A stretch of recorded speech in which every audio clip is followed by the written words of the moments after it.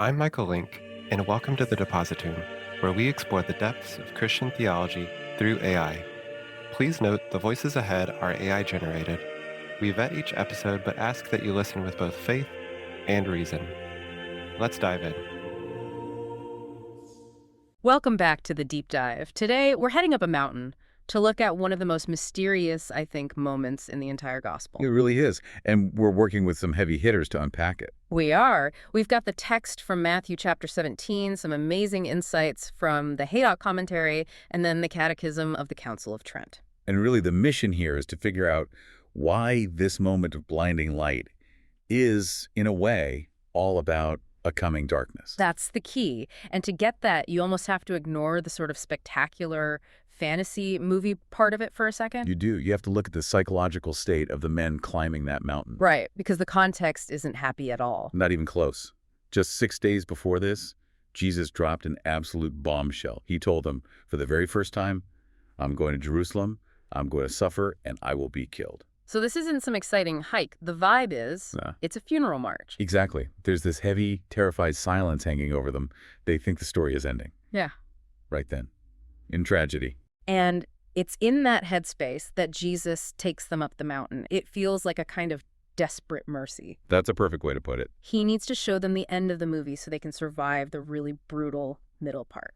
So let's actually go there. We're looking at Matthew chapter 17, verses 1 through 5. All right. And after 6 days, Jesus taketh unto him Peter and James, and John his brother, and bringeth them up into a high mountain apart.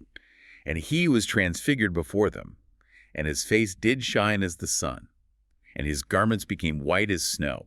Okay, let's just pause there. White as snow, that's intense. It's blinding. And Haydock's commentary makes a great point here. It says he didn't actually change who he was. He just turned the lights on, so to speak. He let the glory that was always there on the inside become visible. And then suddenly it gets crowded up there. Right. Picking back up at verse 3. And behold, there appeared to them Moses and Elias talking with him.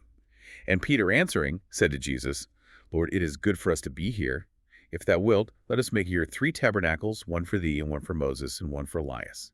That is classic Peter, just immediately trying to, build a campsite to make this moment last forever. He wants to stay in the glory. Who wouldn't? But watch what happens right in the middle of his sentence in verse 5. Okay. And as he was yet speaking, behold, a bright cloud overshadowed them.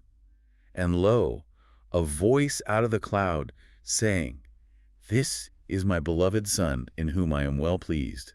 Hear ye him. The text says they just fall on their faces, very much afraid. And you have to ask, why be so afraid of a cloud? Because it's not just a cloud. In Jewish tradition, this bright cloud is the Shekinah. It's the manifest, overwhelming, frankly terrifying presence of God the Father. So you've got this blinding light, you've got these ancient prophets, and then the actual voice of God. But here's the question that always gets me. Right after this, Jesus tells them, don't tell anyone. Why?